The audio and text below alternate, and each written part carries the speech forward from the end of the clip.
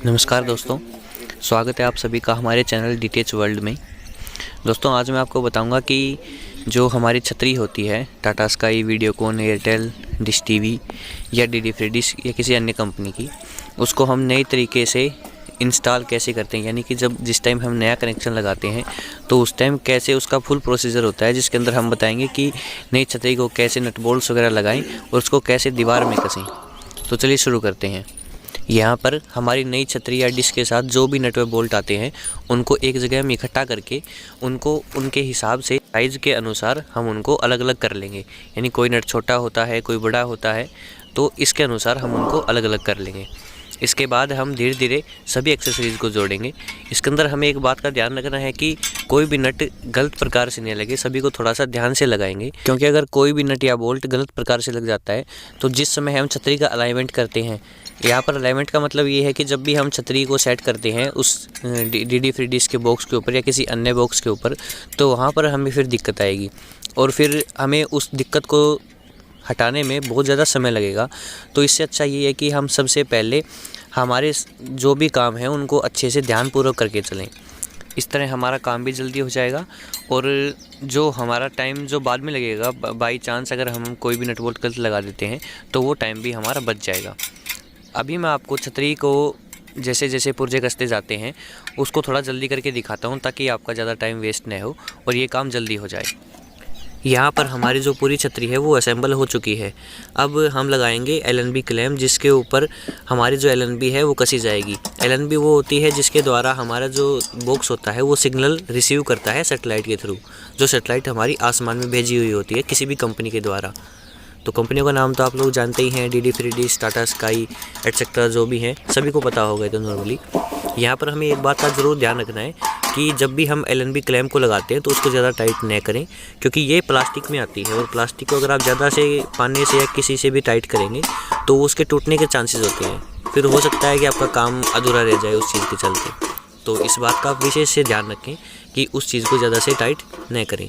और जब भी आप छतरी को लगाएं कोई भी नया कनेक्शन लगाएं तो उसके दौरान ये एक बात को ज़रूर याद रखें कि हर एक नट के ऊपर या फिर डिबरी के ऊपर एक बार पाना अवश्य मार लें, ताकि कोई भी नट बाई चांस या फिर आपकी गलती से छूट न जाए ढीला, और उसकी वजह से फिर आपको सिग्नल्स में बहुत ज़्यादा परेशानी आती है।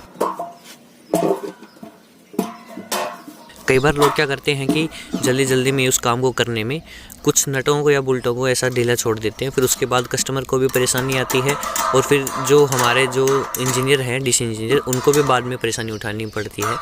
तो इस बात का विशेष पहले से ध्यान रखें ताकि आपको और कस्टमर को बाद में परेशानी न उठानी पड़े। यहाँ पर आप देख सकते हैं कि हमारे डिश है और उसका जो स्टैंड है वो दोनों चीज़ें परफेक्टली असेंबल हो चुके हैं। अब यहाँ पर हम इसमें एलएनबी लगाएंगे, वही जिसको हमने बताया था कि जो सैटेलाइट से सिग्नल रिसीव करती है। यहाँ पर इसको लगाते समय एक बात का ज़रूर ध्यान रखना है कि इसका जो हर सैटेलाइट डिश का स्क्रू एंगल जिसको हम बोलते हैं, एलएनबी स्क्रू एंगल जिसको बोलते हैं, वो अलग अलग होता है। जैसे कि डीडी फ्री डिश का जो होता है वो -25 पे होता है, टाटा स्काई का अलग होता है, और जो हमारी जो ये डिश टीवी होती है, डिश टीवी का और डीडी फ्री डिश का लगभग सेम ही रहता है। तो इसके अंदर आप देख सकते हैं कि जो हमारी एलएनबी है ये शार्प कंपनी की एलएनबी है, ओरिजिनल एलएनबी। अब यहाँ पर हम लगाएंगे, इसके अंदर एक लॉक आता है, उस लॉक को लगाने के बाद हम इस पेज को कस देंगे अच्छे से। ज़्यादा भी टाइट नहीं करेंगे क्योंकि इसके टूटने के चांसेस रहते हैं, वही आपको बताया था कि प्लास्टिक में होता है। यहाँ पर हमको जो एलएनबी स्क्रू एंगल होता है वो -25 के अंदर आएगा। एक बार मैं आपको दिखा देता हूँ। यहाँ पर गौर से देखेंगे तो दिख जाएगा कि जो एलएनबी के क्लैंप के ऊपर 0 लिखा हुआ है और एलएनबी के ऊपर माइनस और प्लस में लिखा हुआ है, तो हम इसको माइनस में यानी राइट हैंड साइड रोटेट करेंगे और 0 से -+ की ओर इसको घुमा देंगे। तो ये हमारा एक मेन पार्ट होता है। अगर आप इसको गलत डायरेक्शन में घुमा देते हैं तो इसकी वजह से आपके सिग्नल कम आएंगे या फिर आएंगे ही नहीं। तो इस बात का आप सभी को विशेष ध्यान रखना है। यहाँ पर अब हम जो हमारी छतरी का जो स्टैंड लगेगा उसके लिए हमारी छत के ऊपर होल्स कर रहे हैं। तो नॉर्मली जो यूज़ करते हैं कुछ लोग हैमर वाली ड्रिल, जिसको हम रोटरी हैमर बोलते हैं, वो चीज़ यूज़ करते हैं, और कुछ लोग जो सिंपल वाली ड्रिल है वो यूज़ करते हैं। दोनों के अंदर डिफरेंस ये होता है कि रोटरी जो हैमर है उससे आप किसी भी पत्थर में होल कर सकते हो, और जो हमारी ये जो नॉर्मल ड्रिल है जिसको मैं यूज़ कर रहा हूँ, ये मेरे पास वाइकिंग कंपनी की है। तो इससे क्या है कि आप कुछ ही चीज़ों के अंदर छेद कर सकते हैं, ना कि जैसे मार्बल या फिर जो लेंटर वगैरह होते हैं या फिर जिसको नॉर्मल भाषा में बोल देते हैं कि चौका, उसके अंदर ये चीज़ ड्रिल नहीं कर सकती है, क्योंकि इसके अंदर वो हैमर वाला सिस्टम नहीं है। यहाँ पर अब देखिए बीच में एक छोटा सा पत्थर आने की वजह से मुझे इसके अंदर एक पेज से एक थोड़ी बहुत चोट मारनी पड़ती है, जिसकी वजह से ये जो रुकावट है ये दूर हो जाती है और हमारा जो होल है वो सक्सेसफुल हो जाता है। यहाँ पर हमारे जो भी 4 होल हैं वो कंप्लीट हो चुके हैं। अब हम क्या करेंगे कि इन 4 होलों के अंदर पहले तो गिट्टी लगाएंगे, उसके बाद हम चारों पेचों को कसेंगे। कसने के लिए हमारे पास एक ये टूल है कि 10 mm का जो एलन की नट आता है उसको हमने थोड़ा सा घसकर और इस ड्रिल के साइज़ का बना लिया है, ताकि हम इससे आराम से काम कर सकें। आप देख सकते हैं कि आराम से जब गिट्टी जा रही है, तो गिट्टी जाने के लिए क्या होता है कि ये हमारे पास एक परफेक्ट होल होना चाहिए, और जो होल का जो साइज़ है वो 8 mm की जो हमारी बिट आती है ड्रिल की, अगर हम उससे होल करेंगे तो उसके अंदर बिल्कुल हमारा जो होल है वो परफेक्ट होगा। यहाँ पर हम इन पेचों को थोड़ा सा गिट्टी के अंदर अटका लेंगे ताकि ये पेच एक या दूसरी साइड गिरे नहीं। अब आप देख सकते हैं कि ये जो पेच है ये बिल्कुल आराम से और जल्दी से कसा जा चुका है, बिना किसी ज़्यादा मेहनत के।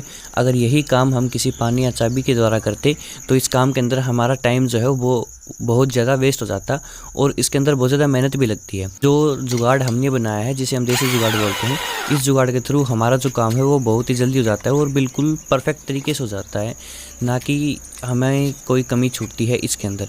अब आप यहाँ पर देख सकते हैं कि सबसे पहले हम यहाँ पर मिट्टी के अंदर इस पेच को थोड़ा बहुत अटकाएंगे और दूसरी ओर भी हमें यही प्रक्रिया करनी है ताकि ये पेच एक से दूसरी साइड गिरे नहीं। और अब आप देखिए कि हम ड्रिल से कैसे इसको इतनी जल्दी से टाइट कर देते हैं। ये देखिए दोस्तों, बिल्कुल आराम से टाइट हो जाता है ये बिल्कुल जल्दी से। यहाँ पर ये चौथा नट है और ये हमारा जो स्टैंड है, जिस टीवी का स्टैंड, ये बिल्कुल तैयार हो चुका है। अब यहाँ पर हम क्या करेंगे कि थोड़ा सा पानी से इसके ऊपर हाथ मार लेंगे ताकि ये कोई भी नट ढीला नहीं रह जाए और फिर बाद में हमें कोई परेशानी न हो। दोस्तों, यहाँ पर हमारा जो इंस्टॉलेशन प्रोसेस है वो कंप्लीट हो चुका है। अब हम छतरी को सेट करने के लिए हमारे पास जो 2 मीटर की सर्विस केबल है उसको हम LNB से जोड़ेंगे और फिर बाद में हमारे पास जो ये डिजिटल मीटर है इससे जोड़ेंगे। कुछ लोग क्या करते हैं कि सेटअप बॉक्स से भी उसको जोड़ देते हैं और फिर उससे सिग्नल सेट करते हैं, बट वो क्या होता है कि बहुत ख़राब काम होता है। उसके अंदर आपको बार बार देखना पड़ता है कि कितना आया कितना नहीं आया, और बाई चांस अगर किसी चीज़ में दिक्कत होती है या फिर LNB में या फिर वायर में, तो उस चीज़ में क्या है कि बहुत ज़्यादा टाइम वेस्ट होता है। तो यहाँ पर हमारे पास ऐसा कुछ नहीं है। हम क्या करेंगे कि इसके अंदर मीटर के अंदर पावर सप्लाई देकर और फिर उसके अंदर सर्विस केबल को LNB से और फिर मीटर से जोड़ देंगे। यहाँ पर आप देख सकते हैं कि हमारी जो वायर है, जो सेटअप हो कंप्लीट हो चुका है। अब क्या करेंगे कि हम डिस्क के अंदर थोड़े से नट्स को टाइट करेंगे ताकि डिस्क ज़्यादा बाएं दाएं हिले नहीं और आराम से जो है हम इसको सेट कर पाएँ। यहाँ पर हमारे पास जो मीटर है ये सॉलिड कंपनी का मीटर है। इस मीटर के द्वारा हम किसी भी सैटेलाइट डिश को ट्रैक कर सकते हैं और ये सस्ता भी होता है। अगर आप लोगों में से किसी को भी ये मीटर चाहिए तो आप लोग कमेंट बॉक्स में बता सकते हैं, आपको मीटर प्रोवाइड करा दिया जाएगा। हम हमारी जो डिश है इसको हम ऊपर से नीचे और फिर दाएं बाएं करेंगे बिल्कुल आराम से, यानी कि लगभग हम एक से या फिर 2 सेंटीमीटर का डिफरेंस देके फिर हम इसको यहाँ पर टाइट करेंगे। देखिए अब हमारे जो सिग्नल है यहाँ पर बिल्कुल सिग्नल आ चुके हैं। थोड़ा थोड़ा हम इसको ऊपर नीचे दाएं बाएं करके देखेंगे कि कहाँ पर हमारे जो सिग्नल है वो बिल्कुल परफेक्ट तरीके से आ रहे हैं, यानी कि ज़्यादा से ज़्यादा हमारे जो सिग्नल आ रहे हैं वो किस दिशा में आ रहे हैं। अब यहाँ पर आप मीटर के अंदर देख सकते हैं कि हमारे सिग्नल आ चुके हैं जो कि 77% है। देखिए इस मीटर में दिखाया हुआ है कि 77% है। तो इतने सिग्नल जो है हमारे DTD फिर डिश के लिए बहुत होते हैं। बाकी हम कोशिश ज़्यादा से ज़्यादा करते हैं कि जो सिग्नल है वो हमारे ज़्यादा से ज़्यादा आएँ, और जो पिक्चर क्वालिटी है वो भी सिग्नल के ऊपर ही डिपेंड करती है। तो जितने ज़्यादा सिग्नल होंगे उतनी ही अच्छी हमारी जो है पिक्चर क्वालिटी आएगी। तो ये चीज़ इसके ऊपर डिपेंड करती है। तो दोस्तों यहाँ पर जो हमारा DTD फ्री डिश का कनेक्शन है वो लगकर पूरी तरह कंप्लीट हो चुका है। आप लोगों को ये वीडियो कैसी लगी कमेंट बॉक्स में ज़रूर बताएं। वीडियो को लाइक और शेयर करें, चैनल को सब्सक्राइब ज़रूर करें। और अगर आप लोगों को कोई भी डिश संबंधित कोई भी जानकारी चाहिए तो आप कमेंट बॉक्स में डालें, आपको रिप्लाई ज़रूर मिलेगा। और अगर आप लोगों को इस मीटर के ऊपर वीडियो चाहिए तो आप लोग कमेंट बॉक्स में मुझे बता सकते हैं।